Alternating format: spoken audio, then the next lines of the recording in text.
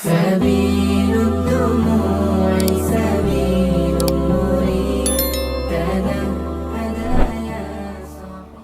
السلام علیکم ورحمۃ اللہ وبرکاتہ. سب سے افضل ہستیاں انبیاء کرام علیہم الصلاۃ کی ہیں، اور انبیاء میں بھی سب سے چنی ہوئی ہستی میرے اور آپ کے پیارے پیغمبر امام الانبیاء سرکار دو عالم صلی اللہ علیہ وسلم ہیں.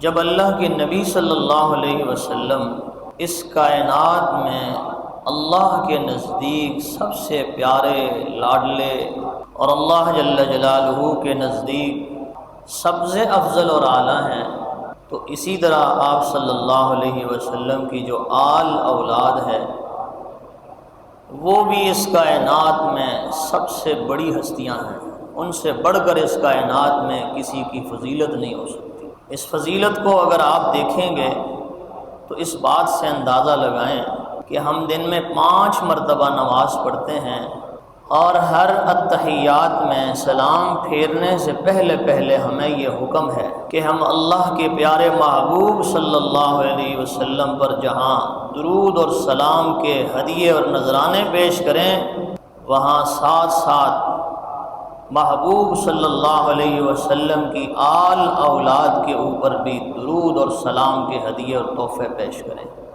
ورنہ اے ایمان والے، آپ کی نماز ہمارے ہاں قابل قبول نہیں ہے جب تک آپ اپنے محبوب صلی اللہ علیہ وسلم کی آل اولاد پر.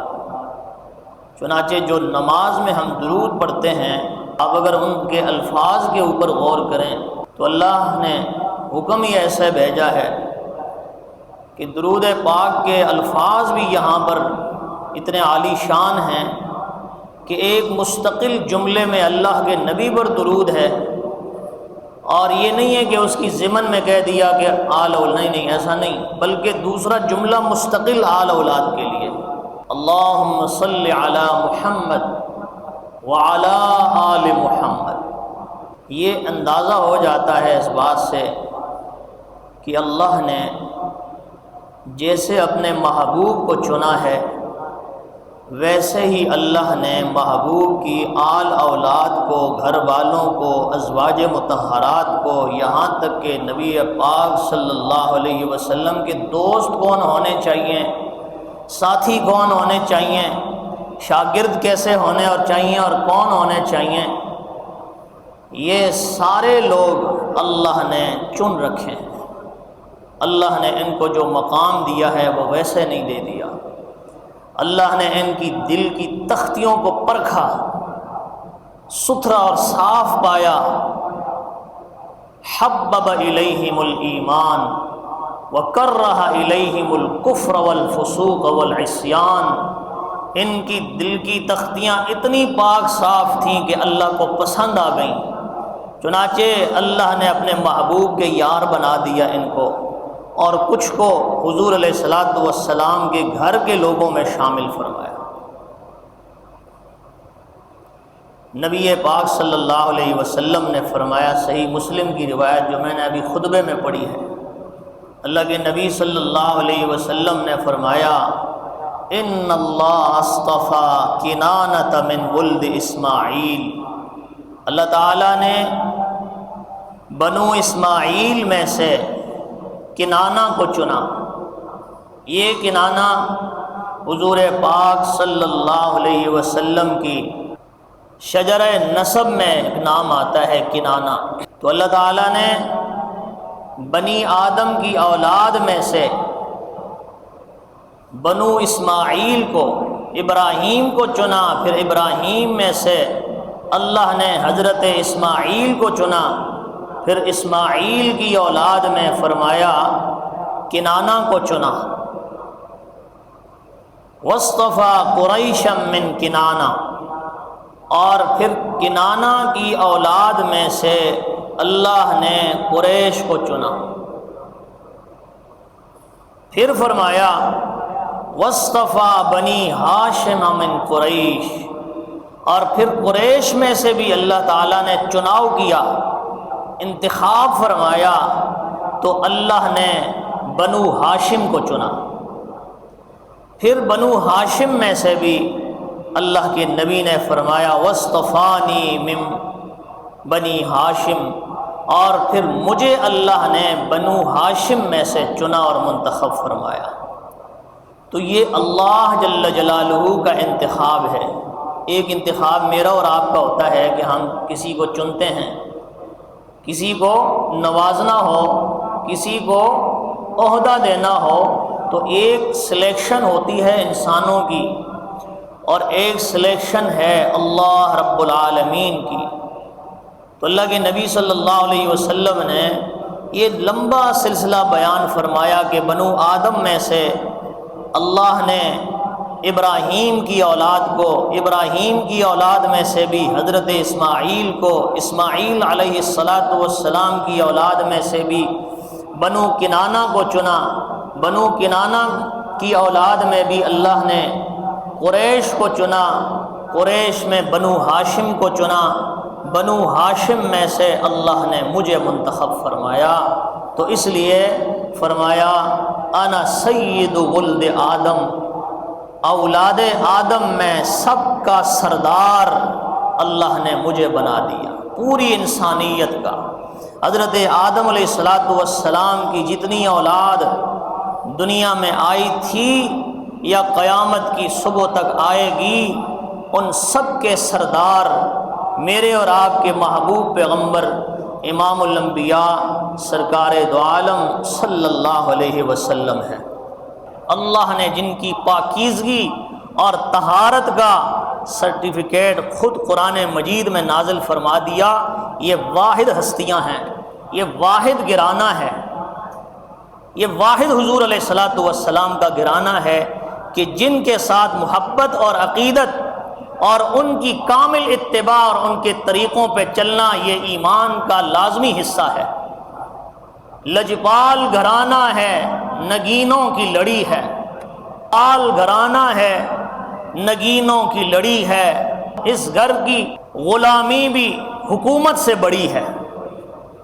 ان کے در پہ بیٹھنا اور ان سے محبت کرنا، ان کی اتباع کرنا، یہ فرمایا حکومت سے بھی بڑی ہے۔ ان کی غلامی اگر کسی کو مل جائے تو فرمایا یہ حکومت سے بڑی دولت اور سلطنت اللہ نے ان کے ہاتھ میں دے دی۔ نبی پاک صلی اللہ علیہ وسلم نے حجۃ الوداع کے موقع پر ارشاد فرمایا، اے لوگو ترکت فیکم الثقلین، تمہارے اندر میں دو بھاری چیزیں چھوڑ کے جا رہا ہوں۔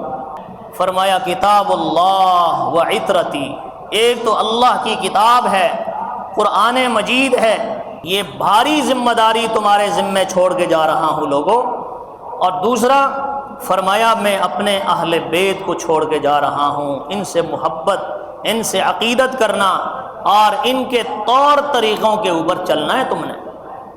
اور نبی پاک صلی اللہ علیہ وسلم کی ان سے محبت کتنی تھی، انشاءاللہ آئندہ جمعے میں اس پہ بات کریں گے۔ حضرت فاطمہ رضی اللہ تعالی عنہ نبی پاک صلی اللہ علیہ وسلم کی بیٹیوں میں سب سے پیاری بیٹی، اولاد میں جو چھوٹی اولاد ہوتی ہے، یہ فطری بات ہے، طبعی بات ہے کہ انسان کو اس سے بڑی محبت ہوتی ہے۔ حضرت حسن رضی اللہ تعالی عنہ کی ایک بیٹی ہیں، ان سے جب سوال کیا گیا کہ اماں جی آپ کو اپنے بچوں میں سب سے زیادہ پیارا کون ہے، والدین کے لیے یہ سوال بڑا مشکل ہوتا ہے اس کا جواب، کہ کسی والد یا والدہ سے بچوں کے بارے میں پوچھا جائے تو اس بیچاری کا جواب یہی ہوگا کہ سارے پیارے ہیں میرے لیے۔ نہیں اماں جی آپ بتائیں، سوال کرنے والا بھی پکا تھا، اس نے کہا نہیں اماں جی آپ بتائیں ان میں پیارا کون ہے۔ اس نے جو جواب دیا بڑا پیارا۔ حضرت حسن رضی اللہ تعالیٰ عنہ کی بیٹی فرمانے لگی، میری وہ اولاد جو اب تک اپنے پاؤں پہ کھڑی نہیں ہوئی، بچہ ہے، چھوٹا ہے ابھی، اس سے مجھے زیادہ محبت ہے۔ یعنی اولاد میں جو چھوٹا ہوتا ہے ظاہر ہے اس سے محبت زیادہ ہوتی ہے، اس کے اندر وہ قوت اور وہ طاقت نہیں ہے تو اس سے زیادہ محبت ہے۔ اور فرمایا میری اولاد میں وہ بیمار جب تک اسے صحت نہیں ملی، اس سے زیادہ محبت۔ اور فرمانے لگی میری اولاد میں وہ جو میری آنکھوں سے اوجل ہے، یعنی مسافر ہے، دور ہے مجھ سے، جب تک وہ میرے قریب نہیں آیا اس سے مجھے محبت ہے۔ تو انسان کو اپنی اولاد کو کسی نہ کسی وجہ سے اس سے محبت ہوتی ہے۔ سرکار دو عالم صلی اللہ علیہ وسلم کو اپنی اولاد سے محبت تھی، لیکن بی بی فاطمہ کے بارے میں ایک دفعہ تو یہاں تک فرما دیا، فاطمہ تو بضعۃ منی، ارے فاطمہ تو میرے دل کا ٹکڑا ہے، میرے جسم کا ٹکڑا ہے۔ نبی پاک صلی اللہ علیہ وسلم کی مرض وفات کے دن چل رہے تھے۔ ام المومنین حضرت عائشہ صدیقہ رضی اللہ تعالیٰ عنہ فرماتی ہیں کہ بی بی فاطمہ آئی اور نبی پاک صلی اللہ علیہ وسلم کی حالت یہ تھی کہ بہت سخت بخار تھا، آخری لمحات چل رہے تھے۔ بی بی فاطمہ آئی، چارپائی پہ حضور کے قریب میں بیٹھی تو ابا جان نے اپنے ہاتھ اٹھایا، آپ کے سر کے اوپر پھیرا اور پھر بی بی فاطمہ کو اشارہ کیا کہ کان قریب کر۔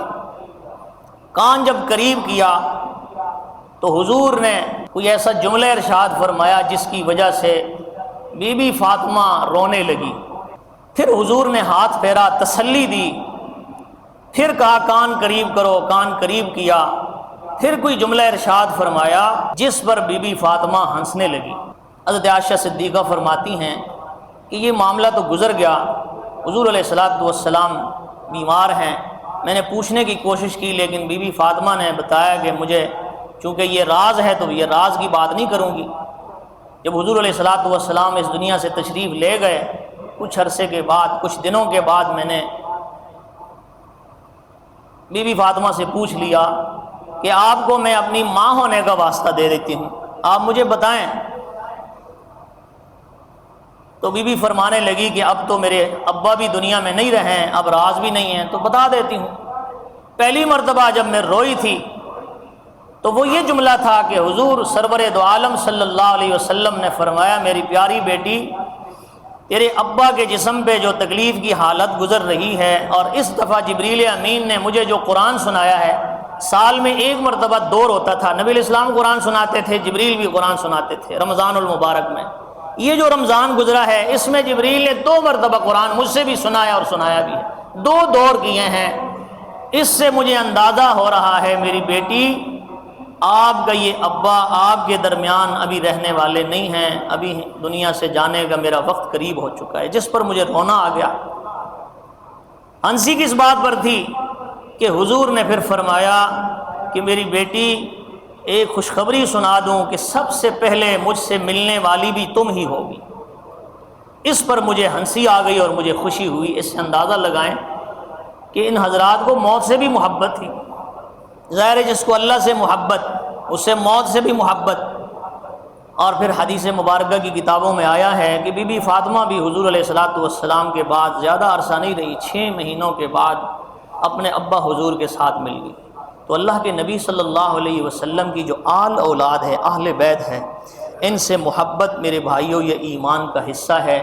ان کے طور طریقوں پر چلنا، اصل میں محبت تو یہ ہے کہ انہوں نے کیا کیا، ان کا کیا کاز تھا، اور کس طور پر انہوں نے اپنی جانیں اور جانوں کا نذرانہ پیش کیا۔ اس لیے امت کو چاہیے کہ امت اس کا مطالعہ کریں۔ ہم اپنے بچوں کو، بدقسمتی سے ہمارے جو سکول کے نصاب ہیں ان میں سے بھی اہل بیت کے ذکر آہستہ آہستہ ایک ایک کر کے، حضرات صحابہ کے ذکر، ان کے قصے اور ان کے سچے واقعات، وہ ہمارے بچوں کے پاس اب بہت تھوڑے رہے ہیں، جس کی وجہ سے وہ جو قدر اور عزت ہونی چاہیے وہ دھیرے دھیرے کم ہوتی چلی جا رہی ہے۔ اس لیے اپنے بچوں کو حضرات اہل بیت، حضرات صحابہ، حسنین کریمین، ان حضرات کے سچے واقعات سنانے چاہیے، ان کی جرت کی، ان کے بہادری کی، دین کے لیے قربانی کی۔ نماز کا ان کا عالم یہ ہے کہ حضرت حسین دنیا سے جا رہے ہیں اور نماز نہیں چھوڑی، سجدے کی حالت میں دنیا سے جا رہے ہیں۔ حضرت فاروق اعظم دنیا سے جا رہے ہیں، نماز کی حالت میں خنجر لگتا ہے۔ ان حضرات نے جو قربانیاں دی ہیں، اپنے جان کا نذرانہ پیش کیا ہے، تو وہ اللہ کے دین کو بلند کرنے کے لیے اور اللہ کے حکم کو نیچے گرنے نہیں دیا۔ اللہ پاک ہمیں بھی ایسی زندگی نصیب فرمائے۔ آخر دعوانا الحمدللہ رب العالمین۔